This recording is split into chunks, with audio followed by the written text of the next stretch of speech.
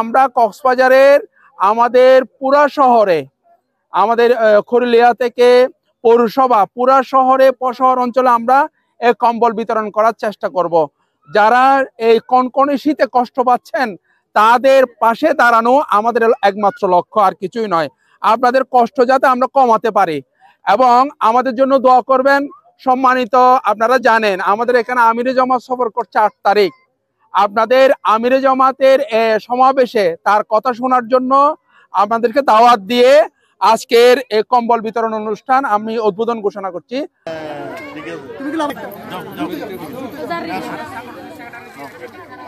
বাংলাদেশ শ্রমিক কল্যাণ ফেডারেশন চাই আল্লাহর জমিনে আল্লাহর দিন কায়েম হলে আপনাদেরকে এখানে বসে এভাবে কোনো জিনিস নিতে আসতে হইতো না।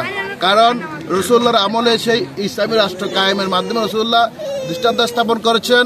আল্লাহর জমিনে আল্লাহর দিন কায়েমের মাধ্যমে শ্রমজীবী সহ সকল মানুষের কল্যাণ নিহিত রয়েছে। তো আমরা আপনাদেরকে আহ্বান জানাবো, আপনারা সকলেই দিনের পথে আসুন, এসে আল্লাহর কাছে চাইবেন সাহায্য, কারো কাছে চাইতে হবে না। আমি